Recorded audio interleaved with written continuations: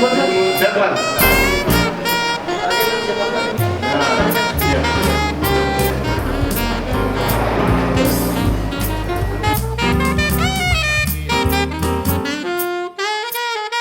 Sate borak, tapi bukan sate daging. Sate borak.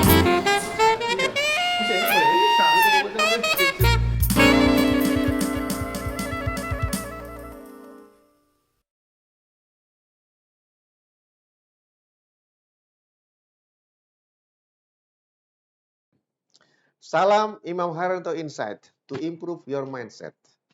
Dalam kesempatan kali ini kita sangat berbahagia sekali bisa berjumpa dengan seorang pengusaha yang luar biasa.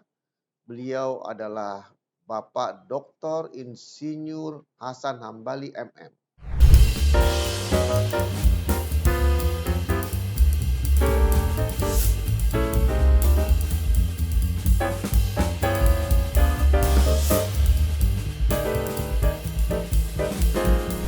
Beliau latar belakang pendidikannya adalah Insinyur Elektro ITB, Institut Teknologi Bandung, kemudian ambil Magister Manajemen di Universitas Indonesia, dan mengambil gelar doktornya di bidang ekonomi di Institut Pertanian Bogor.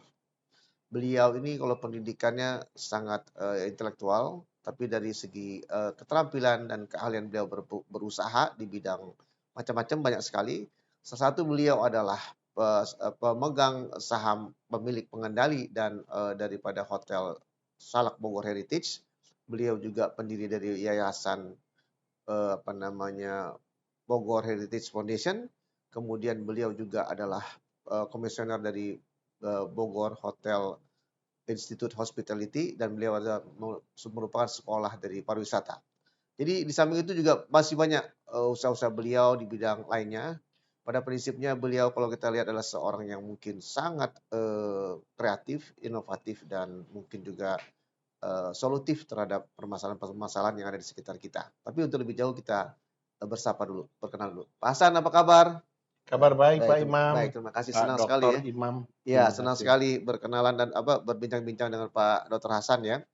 Ini untuk awal-awal nih Pak Hasan, kita ingin sekali mendengar dari Bapak, bercerita dulu lah sekitar bagaimana masa kecil Bapak, sekolahnya di mana, kemudian ada pengaruh nggak masa kecil itu terhadap Bapak hingga sampai sekarang. Silakan Pak.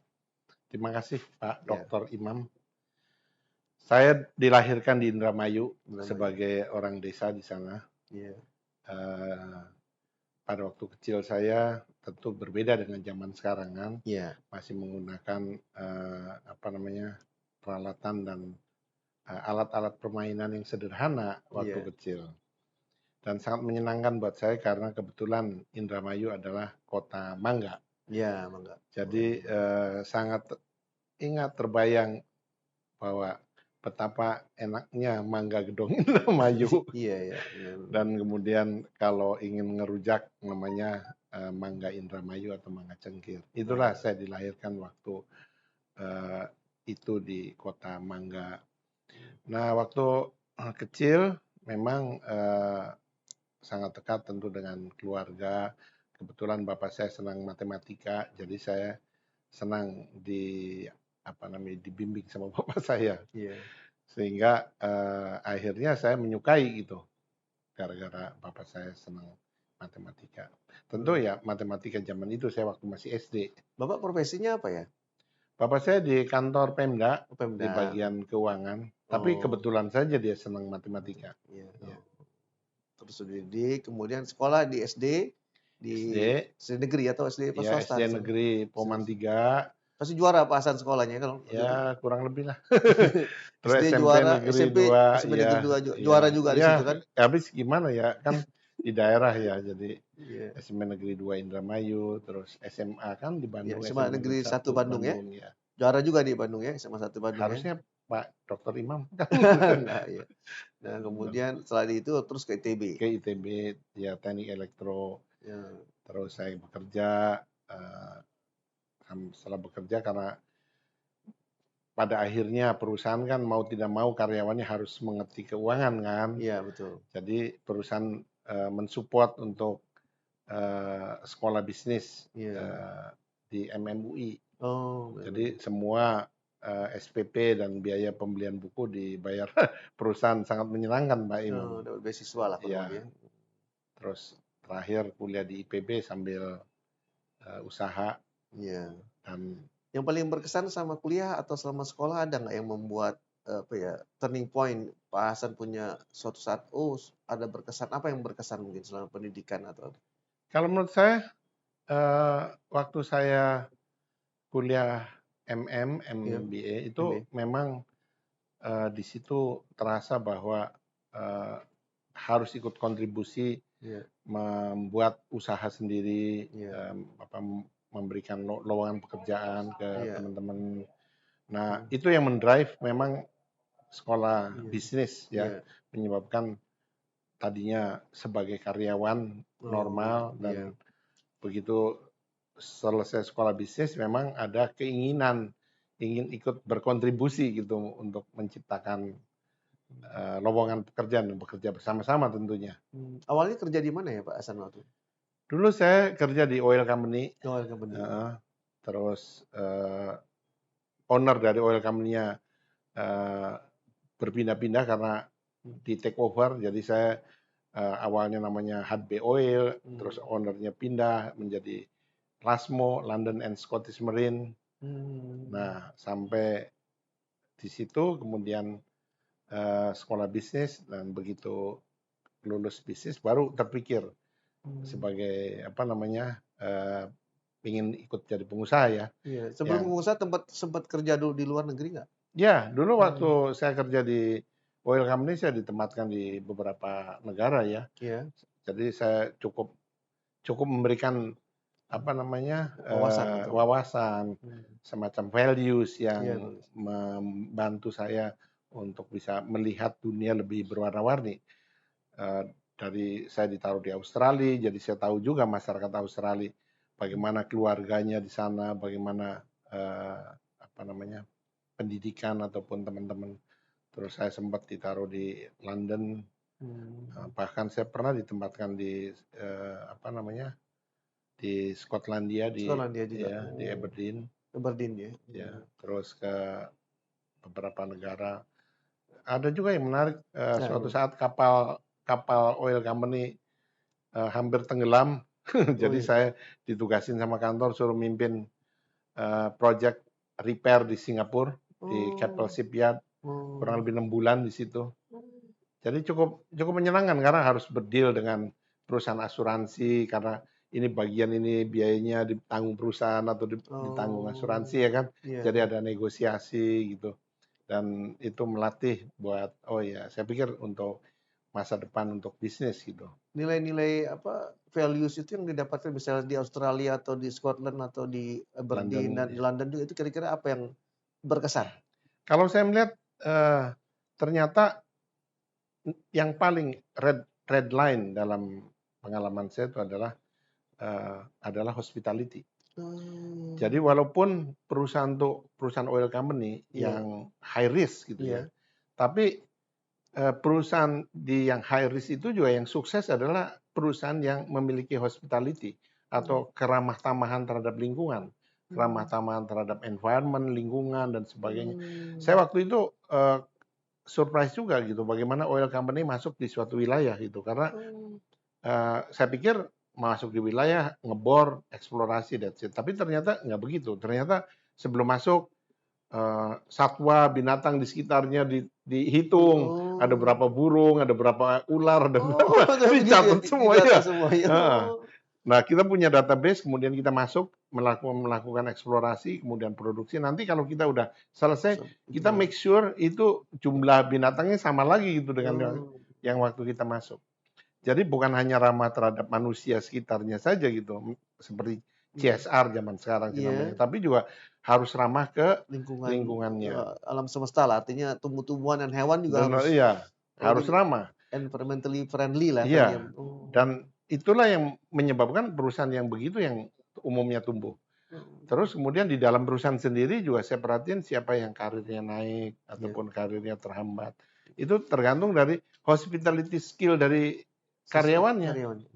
Jadi saya perhatiin teman-teman sesama alumni ITB kerja di situ gitu. Tetapi Karena kebetulan di ITB tidak diajarin kita hospitality kan, Yes, jadi kita hanya mengandalkan pada orang tua.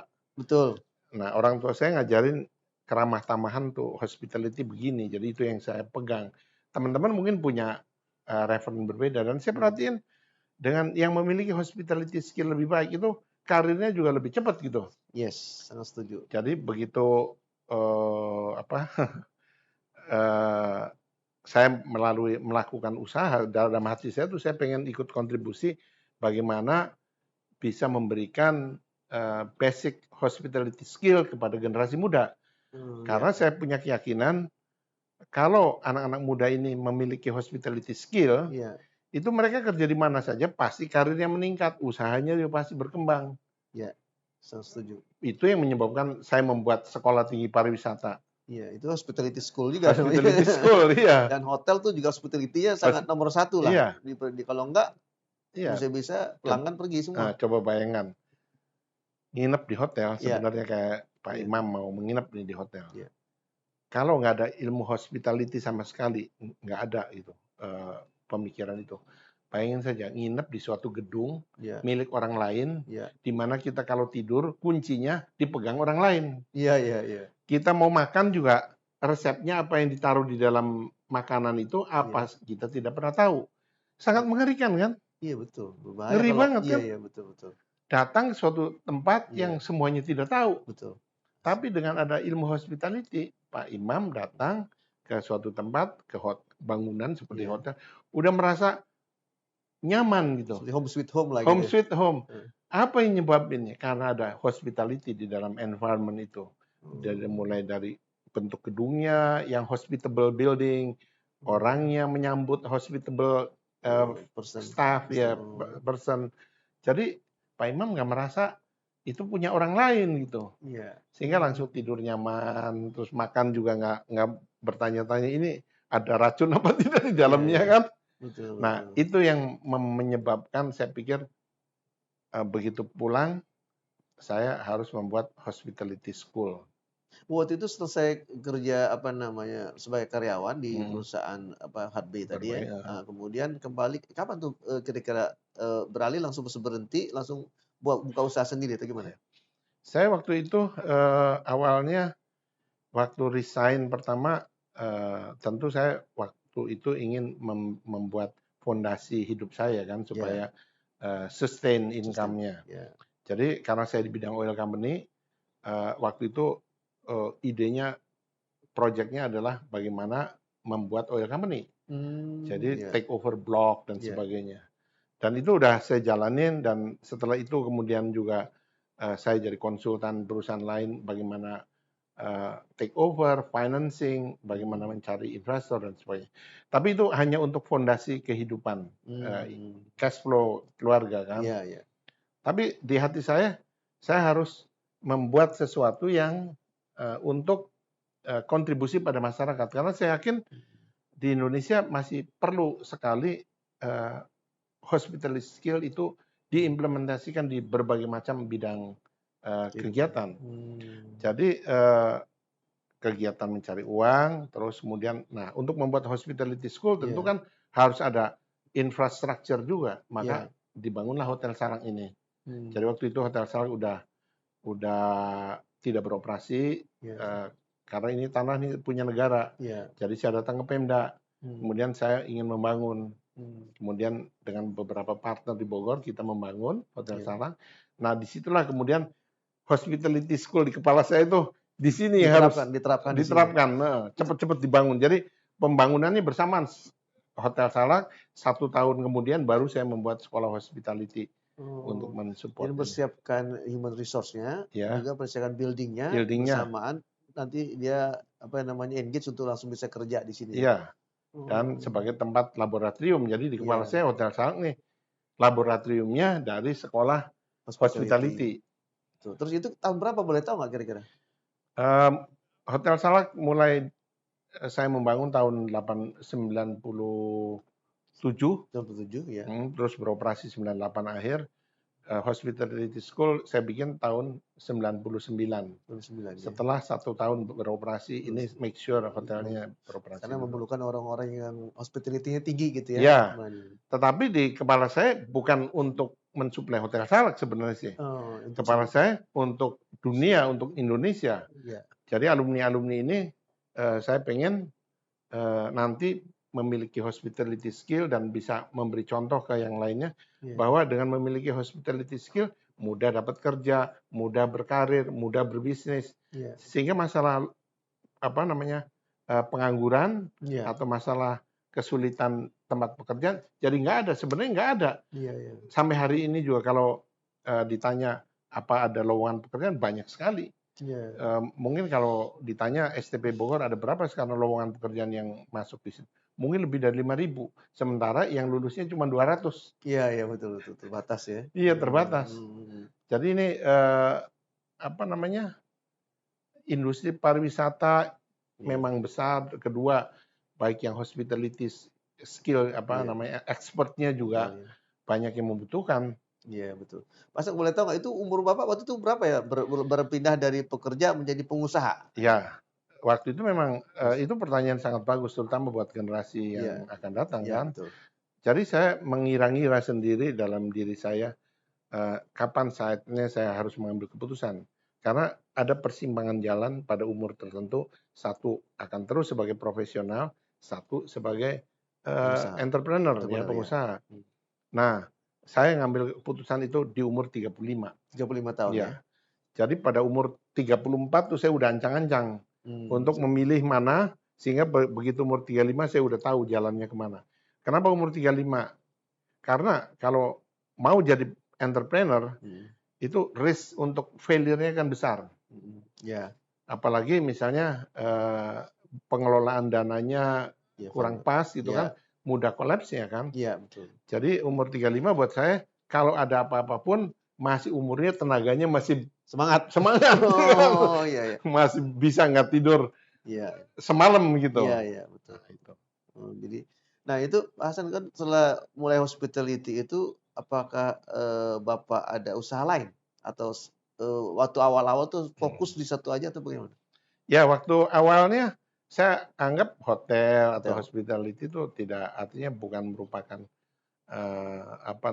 sumber dasar untuk keluarga income. Maka saya income-nya tetap di oil and gas waktu awal-awal sebagai konsultan di oil and gas. Bidangnya oil and gas.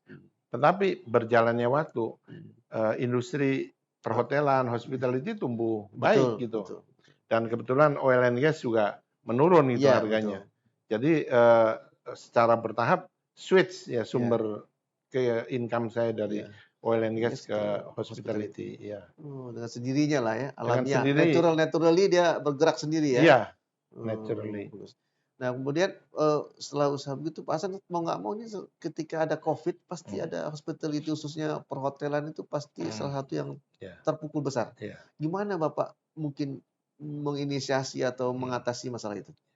Mungkin sebelum itu kali silakan. Industri perhotelan waktu awal. Jadi ini nanti berkaitan sama bagaimana menghandle masalah di zaman COVID. Jadi di awalnya industri hotel itu waktu Hotel Salak pertama kali dioperasikan. Hotel itu prinsipnya saat itu tuh adalah hanya untuk orang berlibur. Prinsip untuk keluarga, weekend liburan atau holiday. Betul. Nah, sementara sisi lain saya punya pengalamannya adalah di oil and gas yang sifat bisnisnya adalah corporate. Jadi oil and gas kita nggak pernah jualan minyaknya per liter di keteng ini. Betul. Kita industri oilnya dijualnya kan tongkang ataupun mother vessel, corporate ke corporate. Jadi begitu saya melihat hotel, saya lihat itu hotel sangat konvensional dan retail banget gitu ke keluarga. Sementara juga waktu itu saya lihat banyak orang-orang oil company kalau meeting conference tuh ke Singapura. Berobat juga ke Singapura. Ini back di tahun 1999 atau 2000. Jadi Hotel semula Ya, ya, saya introduce untuk apa namanya, untuk berubah dari berubah dari bisnis retail retail menjadi corporate, corporate. yaitu Oh. memperkenalkan konsep meeting dan conference. Oh, ini jadi ada shifting lah dari, apa namanya, hotel yang retail kepada corporate. Corporate. Ya baik, terima kasih. Pak Hasan, selanjutnya ingin tahu juga, sejak hotel ini mungkin konsep dari vacation hotel menjadi bisnis hotel ini mengalami perubahan yang luar biasa. Gimana tuh kira-kira, generate income-nya bagaimana? Sesuai dengan harapan atau bagaimana? Silakan. Baik, saya senang sekali ditanya begitu, Pak Imam, Iya, karena apa namanya, sangat exciting buat saya iya, dan pengalaman yang saya lewati. Jadi waktu Hotel Salak pertama kali dibuka, iya, itu adalah hotel vacation. betul. Karena semuanya setahu saya, di mana-mana itu hotel vacation. Iya, Kebetulan anak-anak saya di Amerika, iya, saya jadi suka lihat ke sana. heeh, Bahkan di hotel di Amerika, even Las Vegas tuh tempatnya liburan. iya betul. Baik liburan orang dewasa, ada lagi hotel liburan orang keluarga. Iya, Prinsipnya liburan.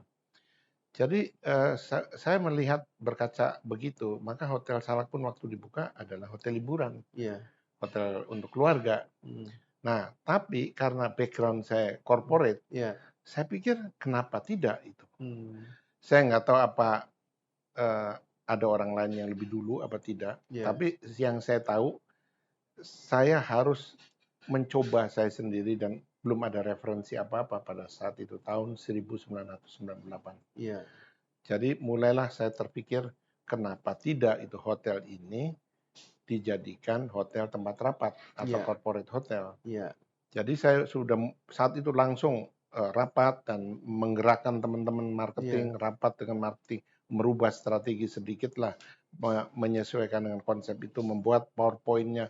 Kita datang ke perusahaan-perusahaan, oh, ke Pertamina, ke kementerian, kemana-mana government yang sering rapat, termasuk tempat kerja saya dulu. iya, Tentu awal-awal nggak ada yang mau, karena iya, tidak terbiasa. iya, Mereka rapat di kantornya masing-masing. iya, Jadi saya jelaskan bahwa rapat di hotel banyak manfaatnya. Di antaranya lebih fokus iya, rapat di hotel. Dan lebih murah juga sebenarnya rapat iya, di hotel. Karena semuanya sudah included. Misalnya iya, LCD projector, mmm, internet, terus komputer kadang-kadang. Dan di ruangan tuh udah nggak perlu tenda, udah ada AC-nya. iya, iya, Semuanya sudah tersedia di hotel. iya, Sementara kalau mengadakan rapat sendiri di kantor, tempatnya iya, ataupun di tempat umum yang baru dibikin tempat hotel, misalnya di mmm, kantor kecamatan, iya, itu harus menyewa kursi, menyewa meja, menyewa sound system, sehingga harga sewa-sewa itu menjadi tidak jelas dan iya, mengakibatkan biayanya exploding. iya, Jadi saya yakinkan begitu, bahwa oh, lebih efisien, lebih murah, dan memang benar lebih murah gitu iya, rapat di hotel. Mulailah saya kasih voucher, coba dulu iya, 1, 2, 3. Lama-lama mereka iya, mengerti dan merasakan betapa hemat, efisien, fokus dan produktif produktif ya? rapat di hotel. Iya, Jadi kita karena demand meningkat, kita langsung menaikkan jumlah kamar, oh, jumlah meeting room. iya, betul, ya, Jadi tadinya meeting roomnya cuma satu, iya, jadi strateginya ditambah. gitu, Jadi oh, iya, iya, awalnya kita bikin 4. iya, iya, Mungkin, saat itu seingat saya sih, saya di Bogor diledekin sama teman-teman hotel yang kerja di hotel lain. iya, Hotel Salak kamarnya nggak sesuai dengan jumlah, oh, meeting room-nya, betul. karena biasanya mungkin 150 kamar, 1 meeting room, Oh, iya, iya, standarnya begitu, rasio standarnya yang heeh, selama ini berpikir konvensional seperti itu. Sekarang 150 kamar ya harus 15 meeting room gitu. Iya, iya, Nah, itu yang kita rubah strateginya.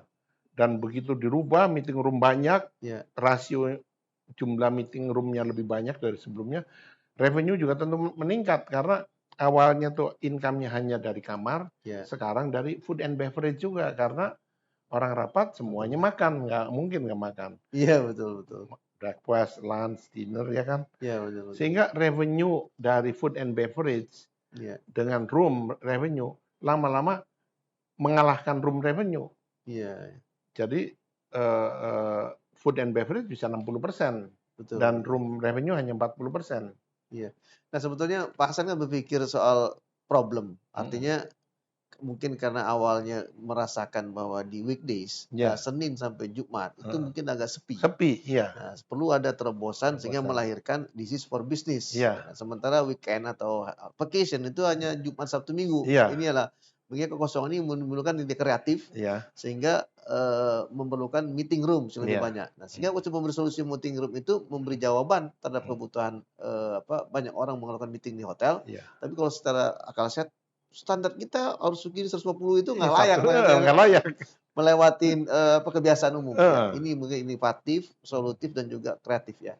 Jadi, nah Pak Hasan ini otomatis meningkatkan apa namanya revenue kan luar biasa. Yang tadinya nol, hampir nol. Ya, di bidang ada food and beverage juga bertambah ya. Naik sampai melebihi income revenue. Luar biasa. Dan sekarang, bukan sekarang, udah 10 tahun yang lalu kurang lebih, mulailah hotel-hotel lain mengikuti hotel Salak. Iya. Beramai-ramai dan kemudian mereka menyebutnya MICE. Meeting Incentive Conference Meeting Incentive Conference sama Exhibition. Ya. Jadi kita bilang, wah, ya kita sih kan sudah duluan. Ya. Mungkin kalau dibilang pencipta MICE, jangan-jangan hotel Salak gitu. Ya, di dunia mungkin. Ya. Karena sebelumnya saya lihat di hotel-hotel lain di negara lain, yang saya tahu di London, di Amerika, semua keluarga. Nah, begitu sekarang berubah jadi meeting, saya ke Amerika mungkin 2-3 tahun yang lalu, sama juga gitu ternyata sekarang menjadi meeting hotel juga di New York, di Washington, di mana-mana. Termasuk di Las Vegas. Saya datang ke Las Vegas yang terakhir, itu tempat meetingnya perusahaan-perusahaan raksasa juga. Oh iya, meeting sekali. Kalau dulu Las Vegas itu adalah entertain orang dewasa. Sekarang Pak Imam perlu datang ke Las Vegas, tempatnya rapat. Kita meetingnya mau Las Vegas saja. Di Las Vegas. Entertain. Betul. Iya, betul. Jadi saya merasa, maka ditanya itu saya exciting karena saya merasa kita lah Hotel Salak yang memulai MICE itu tuh. Iya.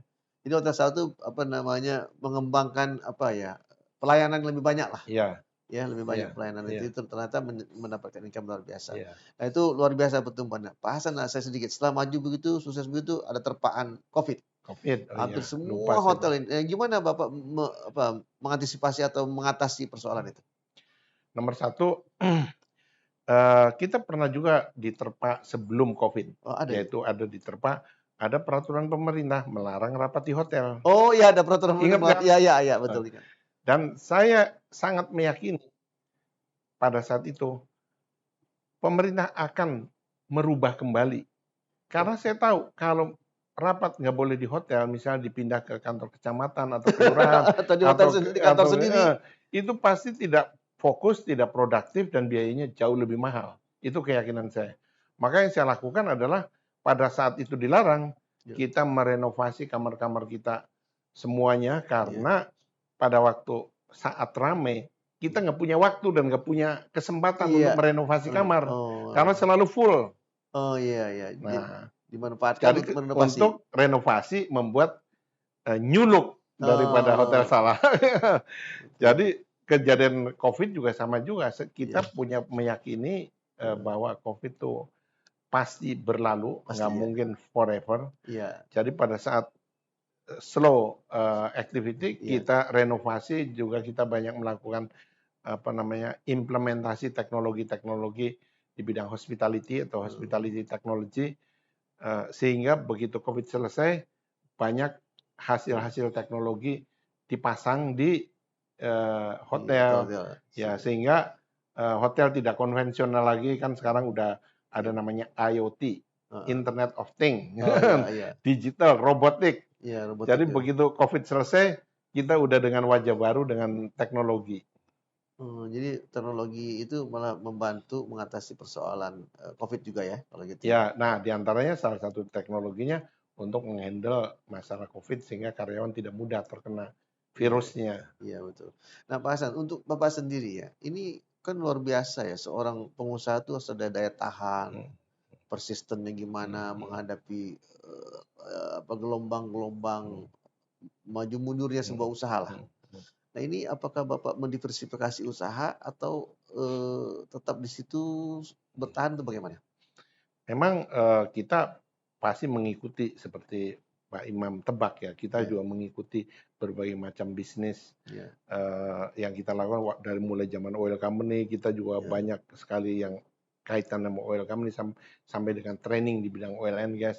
Nah, setelah zaman oil company selesai pindah ke hospitality, ya. juga banyak sekali, bisnis-bisnis yang kita kembangkan, dari mulai, bisnis, pastry, ada, salah satu produk namanya Klaper Tart, Apa tuh? Kue ya? ya Kue ya yang kelapa tart, kue Belanda tuh langsung dari kue Belanda kan? Belanda yang Iya, terkenal di Manado, kelapa tart ya, kelapa itu ya, betul. kelapa. Saat itu, kebetulan banyak, orang-orang kurang beruntung di sekitar Hotel Salak yang, Iya, tinggal di tenda-tenda. Saya tanya ke bagian, pastry mengenai apa yang bisa kita kolaborasikan sama mereka, membantu mereka juga. Dibikinkanlah kue Klaper Tart itu, Pak Imam.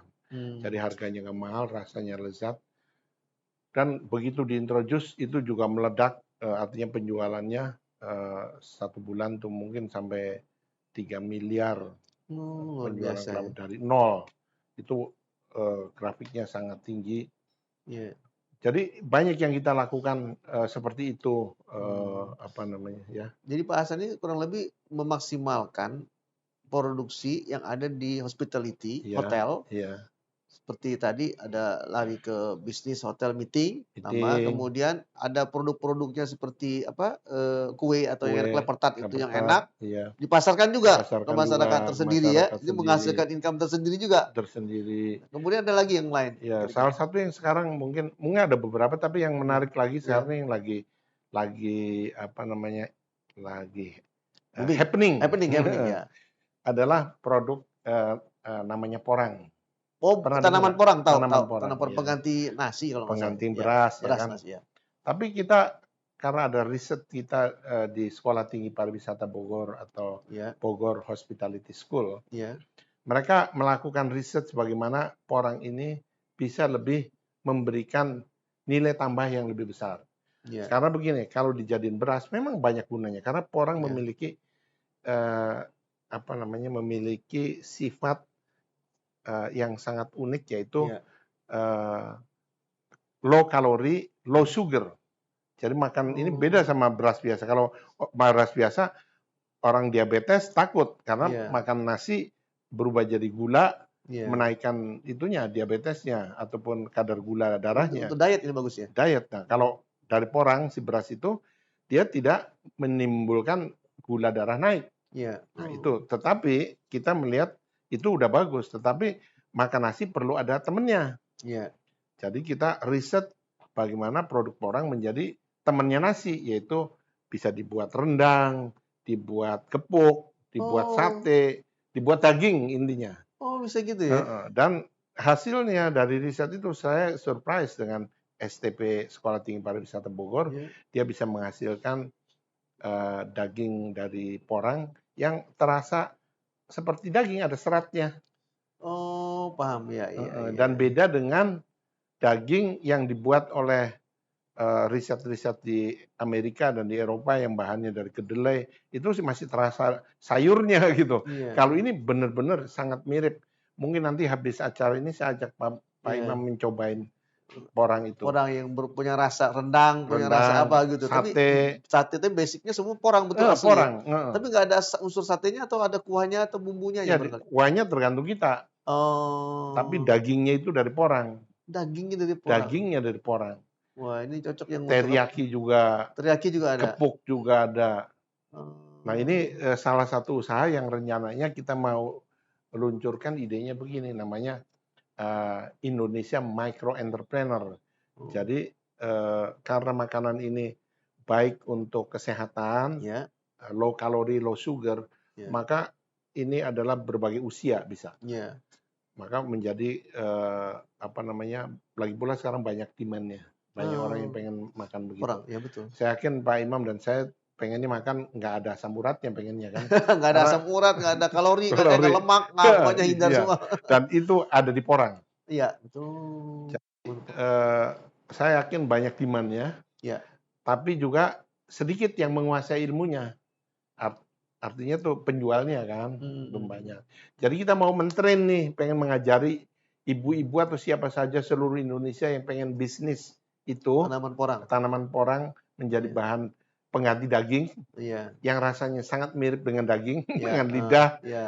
itu kita train, kemudian dia bisa mengolah produknya Iya. menjadi sate dan sebagainya Artinya diet tanpa hilang rasa. tanpa hilang rasa.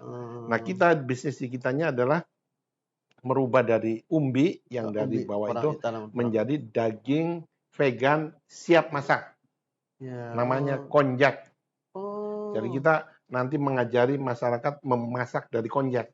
luar biasa. Dan Inovasi mereka dapat lagi. untung, kita juga dapat untung juga kan. Iya, iya. Kan ada upah Iya, memproses itunya. iya, iya. Ini inovasi-inovasi lagi nih Pak Hasan ya, terobosan itu. Kalau nggak salah juga dengan teknologi, Pak Hasan juga memasarkan juga servis apa, pelayanan kebutuhan apa, belanja online lewat Iya, kebutuhan apa, dapur juga ya, melayani iya, juga ya semua. betul. Jadi saya melihat dari pengalaman kan gini, mungkin Pak Imam Iya, juga merasakan bahwa iya, purchasing itu kadang-kadang sulit menentukan sebenarnya harganya berapa sih?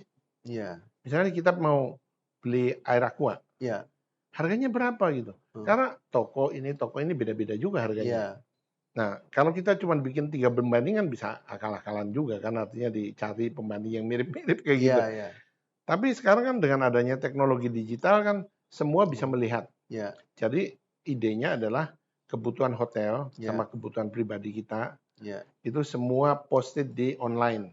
iya, Kita kasih namanya tuku.co, heeh, tukuh.co. iya, Sehingga si bagian misalnya hotel, iya, chef iya, ataupun bagian dapur mau memasak, iya, perlu daging, perlu A, B, iya, sayur, semuanya tinggal ambil aja dari situ, iya, dari online itu iya tanpa betul, ada tawar-menawar si iya, portal kita. Nah, portal kita dibaca oleh seluruh supplier seluruh Indonesia. iya, Misalnya daging harganya 120.000, iya, supplier lain bilang, "Oh, ini portalnya Hotel Salak kemahalan, hmm, kita bisa supply lebih murah, oh, 110.000." Ya udah, nanti negosiasi ditukarlah supplier yang mahalnya kalah sama yang murah. oh, itu juga Bang ya? Sehingga Iya, ya kan jadi hotel atau usaha-usaha yang lain yang yang membutuhkan membutuhkan, lebih murah kan, iya betul, lebih efisien.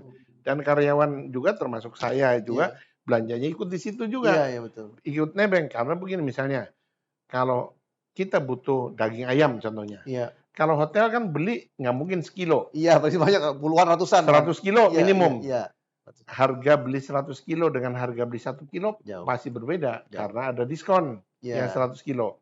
Nah, saya pribadi dengan karyawan lainnya bisa nebeng. Saya iya, bisa tetap sekilo. Jadi kan belinya 101 kilo. Kalau Pak Imam ikut iya, beli 102 kilo. iya. Jadi harganya diskon bareng-bareng sehingga kita menikmati diskon. Iya, artinya diskon itu nggak hanya untuk karyawan, Iya, masyarakat luas pun mau belanja ikut nebeng iya boleh gitu boleh kan, itu ikut nebeng. maksudnya, terbuka. Ya, termasuk hotel salak ataupun Iya, unit-unit dan usaha juga harganya jauh lebih murah lebih daripada belanja murah. sendiri. Iya. Iya, Jadi Pak Imam butuh iya, ATK, iya, ada di situ. semua ada lengkap lagi, luar biasa. Karena kebutuhan hotel tuh banyak kan, ATK juga, kebutuhan Dan satu dapur lagi yang juga. meyakinkan, apa, calon pembeli itu karena kualitinya dijaga kan, pasti Iya, untuk hotel nggak sembarangan, produk-produknya itu pasti yang bagusnya gitu loh. iya, karena untuk hotel kan. Iya, untuk Jadi hotel. kita sebagai Siap. individu ikut menikmati Iya, karena betul. kualitasnya kualitas hotel.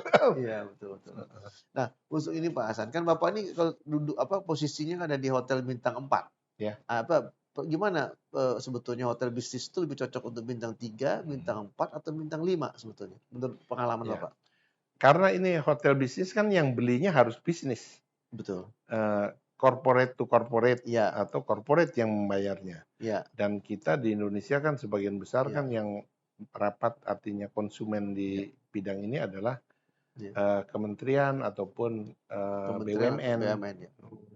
Dan sebagian besar dari mereka umumnya rapat di hotel antara bintang 3 sampai bintang 5. Oh, Tetapi yang paling banyak di 3 ke 4. 3, 4 ya? Maka Pak Imam kalau membangun hotel ya tentu jangan Hmm. bintang 1, nggak ada yang nginep Nggak ada untuk datang. Iya, itu iya. harus 3, 4, atau 5. Iya, iya. Tetapi memang bintang 5 lebih sedikit karena kan Oh, harganya juga harganya sangat mahal premium kan. ya, Iya, betul. Jadi 3 dan 4. Jadi antara 4 dan 3 tuh hampir sama lah, gimana? hampir sama. Oh, iya. Karena kementerian boleh nginep tinggal di bintang 4, hampir semua Oh, gitu. level. Jadi kalau bangun baru Pak Hasan kira-kira bagusnya buat saya hotel bintang 3 atau bintang 4? Mungkin bintang 4 kali ya. Lebih bagus ya, lebih Heeh, untuk tumbuhan gitu ya, ada. tapi kalau misalnya untuk belajar mulai dulu, bintang 3 dulu lebih Bintang bagus 3, lagi, heeh. oh. Sebagai start, Pak Imam bisa mulai merasakan dan sangat pas Pak Imam bikin hotel sekarang bintang 3. Pertama udah mulai sekarang meeting lagi di Nah, mana-mana, dan iya. kedua ada Sekolah Tinggi Pariwisata Bogor. Jadi kan Menyiapkan tenaga kerjanya, tenaga kerja. ready gitu ya. Iya, ready. Ya, baik, terima kasih. Pak Hasan, ini kan, Bapak ini orangnya eksentrik ya. Artinya juga suka memberi apa, solusi atau ide-ide baru, punya apa, inovasi-inovasi. Kadang-kadang nggak terpikirkan oleh orang, Bapak bisa aja, apa, menawar sesuatu dari buat kue lah, menawarkan ke publik, juga belanja apa namanya, kebutuhan ibu rumah tangga juga bisa melalui hotel. Dan banyak sekali Bapak menemukan apa, teknologi, menggunakan teknologi untuk apa, melayani atau hospitality, melayani masyarakat lebih baik. Nah ini khususnya untuk pengembangan berikutnya. Ini Pak Hasan nih, gimana dengan, teknologi ini? Apakah ada inovasi-inovasi baru di bidang teknologi yang Bapak bisa tawarkan atau Bapak, beri kepada masyarakat? Silakan. Terima kasih. Wah, ini pertanyaan yang sangat-sangat menyenangkan saya. Ya silakan. Karena Bapak kan Karena inovator soalnya, saya iya. senang membuat sesuatu dan kadang-kadang gimana caranya ya, saya pikir teman-teman biar mengetahui atau memanfaatkan hasilnya kan. Iya, Dan makanya saya senang ditanya sama Pak Imam mengenai hal itu.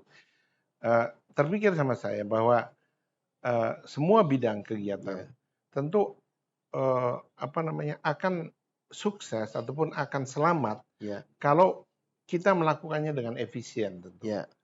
Nah, efisien tuh banyak hal di dalam yang bisa melakukan efisien. Misalnya aplikasi teknologi Apa yang saya tahu, iya. dan di sini saya dengan karyawan menyebutnya adalah hospitality technology. Oh seperti teknologi, iya. Teknologi yaitu teknologi yang dipakai untuk industri hospitality. Iya. Satu yang mungkin saya ingin cerita ke Pak Imam adalah satu produk namanya BOB. BOB, Bob ya? Bob, singkatan dari Bed Odor Buster. Bad odor buster. Jadi penghancur Bau, bau yang buruk lah, yang jelek ya, lah. yang tidak sedap. Tidak sedap, iya. Kenapa itu penting? Karena di bangunan, di dalam bangunan, itu baik hotel, Iya. kantor, rumah sakit, pasti ada area-area yang baunya kurang sedap. Entah Iya. itu karena karpet, Oh, iya, debu, iya. atau karena ada orang masak dekat Iya, situ, iya, atau ada orang merokok. iya, Maka secara secara mendasar memang timbul bau-bau yang tidak sedap. iya, Dan saya perhatikan solusi sebagian besar orang di seluruh dunia, iya, di Amerika, di iya, Inggris, di Eropa, di Indonesia, solusinya adalah iya, bau tidak sedap disemprot sama parfum iya. sehingga baunya adalah bau gabungan antara parfum dengan yang tidak sedap. Betul, betul, iya, itu. Kalau parfumnya banyak, Iya, ya seolah-olah bau wangi, bau wangi, tapi iya. sebenarnya bau tidak sedapnya Nggak hilang. nggak hilang. Iya, Dan bau tidak sedap juga banyak disebabkan oleh bakteri dan virus yang sebenarnya berbahaya kalau diisap sama kita, sama paru-paru. iya, Karena bau tidak sedap kan karena kegiatan bakteri, makhluk-makhluk yang sangat lembut ini iya, menghasilkan enzim dan sebagainya iya, yang bau kalau dicium. iya, betul. Jadi saya pikir salah menurut saya solusi begitu. Iya, Maka solusi saya adalah bagaimana bau-bau itu dinetralisir, iya, dihilangkan, bukan ditambahi dengan parfum. iya, Nah, itulah BOB. Jadi BOB itu idenya seperti kita pergi ke puncak pegunungan. iya, Kalau kita punya ke pegunungan, udara jadi segar, iya, polusi hilang. iya, Nah, kita ciptakan bagaimana menghilangkan itu adalah menstabilkan ion ionnya di sana. yang ada di udara. Sehingga virus yang ada di udara atau bakteri menjadi mengendap mati. Iya, Terus kemudian bau-bau juga hilang. iya, Sehingga orang merokok baunya cepat hilang, ya iya, kan? Terus kemudian alergi juga hilang. Terus di toilet juga, toilet kan dibersihkan iya, nggak tiap detik dibersihkan, tapi misalnya jaraknya 3 jam atau 4 jam sekali dibersihkan. Kan di antara 4 jam itu ada orang buang air kecil, iya, ada kotoran, iya, jadi ngebau, iya, sehingga kan jadi tidak nyaman. Tapi dengan adanya BOB, ionnya distabilkan, baunya juga hilang. Sehingga tidak perlu lagi tuh beli parfum yang nyemprot-nyemprot iya, mengeluarkan uang. Itu kan kurang lebih 1 bulan bisa Iya, ya. 100.000 kali Oh, jadi memang BOB itu untuk awalnya tujuan untuk menghilang bau ya, menghilang bau. tapi ternyata juga bisa menekan virus dan bakteri juga ya, tidak Iya, berkembang ya. berhenti, mati. Nah, ini bisa, untuk mencegah Covid nggak kira-kira waktu itu? Iya. Mungkin pada masa Covid mungkin laku bisa anu juga? Ya paling tidak di zaman Covid kan saya nggak pengen saya sendiri kena Covid, Iya, iya, ya kan. heeh, Saya nggak pengen kena Covid, iya, karyawan saya juga nggak pengen pasang kena itu Covid. aja. Jadi saya pasangin di public area, di seluruh pojok public area Hotel Salak. Dan di ruang meeting, di toilet saya pasangin. Sehingga Oh, saya pergi kemana-mana nggak ada virus, aman, iya, iya, nggak ada bakteri, oh, aman. Jadi dan saya sampai hari ini belum pernah kena Covid nih Pak ya Imam. alhamdulillah, betul, Alhamdulillah, iya, iya, semoga jangan. iya, iya, jangan ya. Karena itu tadi mungkin karena BOB tadi memang menyedot virus-virus yang negatif lah ya, yang Iya, virus oh, yang jelek tuh dan itu mati. sekaligus menghilangkan bau juga ya. Bau, Jadi 2 solusi itu. dua solusi. Oh, jadi sangat bermanfaat banget banyak orang. Awalnya Iya. awalnya mau ngilang bau idenya Iya, awalnya. iya. Luar Coba biasa. pakai parfum tuh 100.000 Iya, sehari, repot sih sebulan. iya, Setahun udah 1.200.000. iya, betul. Nah ini 3 tahun 3.600.000. iya, Ini nggak nyampe segitu iya, udah dapat udah dan bisa selamanya, nggak iya, mati-mati.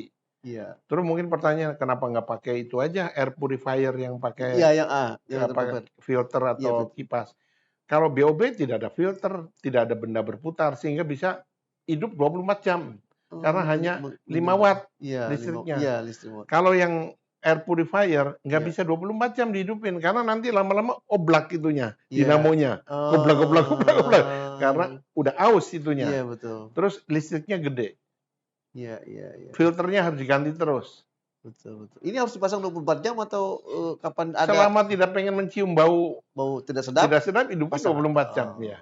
Dan juga yang surprise kalau Pak Imam taruh tomat di bawah BOB, iya, tomat. itu tomatnya seger, lebih lama. Bisa sebulan Oh, nggak peot-peot. nggak perlu, Ya oh. dibandingin tomatnya ditaruh di luar tanpa BOB. Oh, ada gunanya juga untuk Iya, tanaman atau buah-buahan gitu ya? buah-buahan iya. Nanti dicoba Oh, iya, di iya, Pak saya Imam. coba dekat, Heeh, oh iya. dekat Dan itu tomat. biasanya kalau menyedot itu kadang-kadang suka ada apa, hitam-hitam tuh kenapa Pak Nah asalnya? itu virus-virus yang mati, yang kena Oh, semakin hitam iya semakin banyak iya, virus, berarti udaranya berarti makin nggak sedap. banyak virus, Oh, iya, heeh, iya, iya. Oh, iya, dia berarti nggak lengket sih, sebentar dilap juga hilang memang. hilang. Oh, luar Itulah biasa. mati itu BOB ya. virus, sama bakteri. Ini solusi juga buat, suatu apa, bau tidak sedap. Nah, Iya. selain itu ada lagi nggak Pak Hasan? Oh iya, berikutnya Iya, iya, ini banyak ide-ide. teknologi hospitality yang kita implementasikan adalah IoT, Internet of Things. Iya, Jadi produk kita artinya disebut RAS, Room Automation System. apa tuh? Jadi Room Automation System tuh kita pasang di President Suite-nya Hotel Iya, Salak. iya, Jadi kalau orang check-in di Hotel Salak di iya, Presidential Suite, iya, dia akan diberi aplikasi.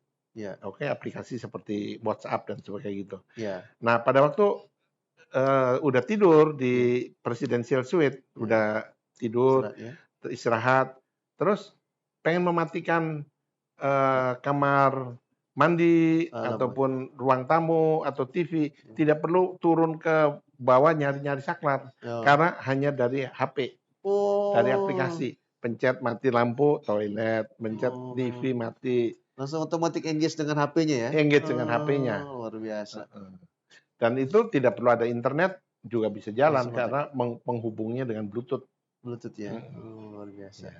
Ya, terus apa lagi? Ya, itu RAS. Terus kita juga mengembangkan robot reception ataupun robot. informasi Gimana, concierge. apa tuh gunanya? Robotnya disebut RAISA, Raisa. yaitu Robot Artificial Intelligence Special Application. Iya. Gunanya adalah untuk membantu tamu, Iya. karena kadang-kadang concierge ataupun guest relation officer tuh sedang pergi ke sembayang atau ke toilet, jadi nggak ada orang. Sementara tamu begitu check-in dapat kamar 524 karena banyak yang check-in karena kan rapatnya juga hotelnya kan hotel rapat, jadi banyak sekali orang pada hari-hari pada jam-jam tertentu sehingga dia naik di mana ya kamar 524 misalnya. Oh, tanya. Nah itu nanya ke robot Raisa, Raisa di mana kamar 524? Raisa akan menjauh dengan ramah, kamarnya di lantai 5, bla bla bla. Naik lift sebelah sini Iya. gitu. Oh. Jadi prinsipnya semua yang ada di Hotel Salak itu bisa dijawab oleh Raisa. Ya, artinya membantu lah. Kalau ketika orang tidak ada robot yang Ada membantu robot, Anda ya. Pertanyaannya, gimana kalau pertanyaan yang nggak ada di Hotel Salak? Iya, Misalnya, di luar. pertanyaan lain, di mana pompa bensin yang dekat sini. Iya. Nah, itu otomatis akan pindah ke Google. Oh iya, Jadi Google. si robot akan nyari di Google. Oh, Jawabannya iya. dijawabkan dari Google. Iya. Jadi Google dia walaupun nggak punya database, dia ambil ke Google Ke ya Google. untuk membantu orang yang bertanya di luar yang Iya. di Hotel Salak. Iya. Gitu. Luar biasa, Iya. Pak Hasan. Nah ini Iya. Pak Hasan nih kok ide robot, ide Resa, ada PROS tadi, kemudian ada ide Bob, itu apa background Bapak sebagai insinyur elektro itu atau gimana? Kan ini elektro, ini kan Iya. bicara soal Iya. elektrik. Itu gimana kira-kira, Pak? Ya mungkin begitu juga sih, karena di elektro kan kita diajari Oh. pemrograman Oh iya. komputer, terus elektroniknya kita belajar. Jadi kreativitas itu yang kebetulan tuh sangat menariknya kan zaman ini bergerak nih Pak Imam. Iya. Dari zaman dulu kan komputernya sangat pelan. Iya, sangat pelan. Sekarang bergerak ke Begitu sangat cepat. sangat cepat. Ya. Jadi program-program yang dahulu dijalankan pakai komputer lambat, Ya. sekarang ini programnya sama, Ya. tapi dijalankan oleh mesin yang sangat cepat, sehingga Ya. hasilnya sangat exciting. Ya. Seperti robot Raisa zaman dulu sudah ada, kita bikin program misalnya ditanya, di mana toilet? Cuman komputer zaman dulu jawabnya bisa 3 hari. Iya. Toilet ada di sini gitu. Iya. Tapi sekarang setengah detik karena komputernya sangat cepat. Betul. Sehingga robot sekarang bisa langsung seperti manusia, bisa bertanya jawab langsung sangat-sangat cepat. Pak Hasan, ngomong Bapak dari mana sih ide-ide ini lahir? Artinya ada inovasi, ada creativity, ada juga solusi. Ini kok bisa muncul di dalam diri seorang Hasan Hambali itu gimana, Pak? Ya mungkin berlebihan kalau begitu sih, tapi paling tidak saya kan setiap ada permasalahan kan Ya. Emang sebenarnya sih itu opportunity kan. Ya. Tinggal kita bagaimana mengasahnya. Ya. Oh ya ini nih masalah nih seperti bau-bau di gedung. Terus salah solusinya ini. Melihat solusi orang lain bagaimana. Ini misalnya pakai parfum semprot-semprot. Wah ini masalahnya banyak. Kita ganti yang lebih hemat, efisien. Prinsipnya sih begitu kali ya, selalu mencari yang lebih efisien. Ya. Ujungnya ya menjadi survive kan, mencari agar survive. Tanpa itu ya menjadi sama dengan orang lain. Kalau menjadi sama orang lain, ya akhirnya berkompetisinya kan berat Pak Imam. Oh, jadi efisiensi awalnya ya, Iya, efisiensi. menimbulkan ide-ide itu kreatif ya. Luar biasa. Terpaksa. Nah, Pak Hasan, nah ini kan Bapak kalau ada pesan ya buat penonton saya nih, kira-kira mereka ini kalau mau berusaha itu apa sih modal dasarnya selain uang ya? Katakanlah uang itu tak pinjam, tak dari manapun. Selain seorang karakter atau pribadi apa yang diperlukan mempersiapkan diri untuk menjadi pengusaha? Mungkin begini juga kali, boleh saya sedikit tambahkan dengan pertanyaan itu. Para mahasiswa saya yang ada di Sekolah Tinggi Pariwisata Bogor, mereka kan diajari jadi chef, diajari jadi manajer restoran, diajari jadi GM. Tapi saya pikir mereka tidak cukup diajarin begitu saja. Saya pengen mereka itu semuanya jadi pengusaha. Nah, kenapa jadi pengusaha? Karena tidak menjadi beban orang lain. Akan menghasilkan uang sendiri. Nah, itu kan pasti kita harus memberikan hal ke mereka supaya mereka mampu. Jadi ini sekalian pertanyaannya Pak Imam. Jadi kalau menurut saya, para mahasiswa saya ini harus belajar juga membuat business plan. Harus bisa membuat feasibility study. Harus bisa membuat presentation PowerPoint. Ya kan? Terus harus bisa hospitality bertemu dengan calon investor. Jadi chef kita, alumni STP Bogor, begitu lulus, dia diberi tugas sama kita mempersiapkan paket keahliannya dia, kesenangannya dia, passionnya dia, produknya apa, untuk meyakinkan investor. Dan dia tentu dibekali dengan pemahaman bagaimana mendirikan PT, financing, digital marketing, dan sebagainya. Karena itu sih yang lain sudah diajarin di program paket normal. Tetapi yang tadi bagaimana mencari investor, meyakinkan investor itu jarang saya perhatiin di kampus-kampus lain. Betul. Jadi alumni STP Bogor hampir semuanya pada jadi pengusaha semua. Iya, Pada iya. bisa bikin hotel, bisa bikin kafe. Jadi mereka, saya perhatiin chef-chef, mereka mungkin 5 tahun pertama kerja sama orang lain, Iya. mengumpulkan uang, Iya. mencari relasi. Tapi tahun ke-6, ke-7 saya perhatiin udah pada bawa proposal meyakinkan Investor. investor, iya. Sehingga kafe-kafenya tuh dia punya share gitu, punya saham. Iya, dia betul. Kan dia punya goodwill, Iya. karena dia punya keahlian, Iya, iya. bikin proposalnya, at least 20% dia punya share. Betul, betul, betul. Itu yang menimbulkan pengusaha-pengusaha baru Iya, ya. gimana? Pendidikan bagus, sangat luar biasa itu. Nah, Luar mari biasa. kita jadikan banyak Iya, pengusaha. iya betul betul. Jadi dengan begitu mahasiswa diajarin, yang penting paling susah tuh mencari investor. Iya, Itu diajarkan juga di STP. diajarin. Karena pengalaman Bapak di luar, artinya Bapak ajarkan, tularkan juga ilmu itu kepada mahasiswa. Iya, Jadi nggak sekedar yang istilahnya hard skill aja, Iya. keterampilan mereka di bidang hospitality, heeh. tapi juga yang istilahnya tuh keterampilan lainnya, communication skill-nya ya. Jadi bagi alumni SMK, STM, SMA, ya, ataupun yang udah kerja pengen jadi entrepreneur, belajar ya. business plan, feasibility study, bisa ngambil kuliah di STP Bogor kan? Oh iya betul. Kayaknya cuman ada di STP Bogor deh yang Itu 1 tahun program cukup. cukup 1 tahun 1 juga. tahun ya? Iya, Boleh, karena ada boleh. program 1 tahun juga kita tetap ajarin mereka. Mungkin ini sertifikasi apa ya, School of Business lah ya, untuk belajar Iya. bisnis ya. Mereka jadi ada background apapun mereka awalnya, bisnis apapun, bekerja apapun, tapi mau mulai usaha bisnis belajar setahun di sini. Belajar setahun. Ditempa untuk menjadi karakter yang bisa mendapatkan investor. Jadi bisa mandiri ya. Mandiri dan punya saham. Punya saham di Bukan perusahaan itu sebagai sebagai pemilik. karyawan atau kuli terus. Luar biasa. Inilah penutup pembicaraan kita saya pikir ya. Ya. Terima kasih banyak Pak Dr. Hasan Nambali. Ini kita mengakhiri pembicaraan kita dengan mengundang Anda untuk menjadi pengusaha. Apapun background Anda, silakan belajar di Pak Hasan punya studi Sekolah Tinggi Pariwisata. Terima kasih banyak Pak Hasan, sampai jumpa lagi. Salam Imam Herianto Insight.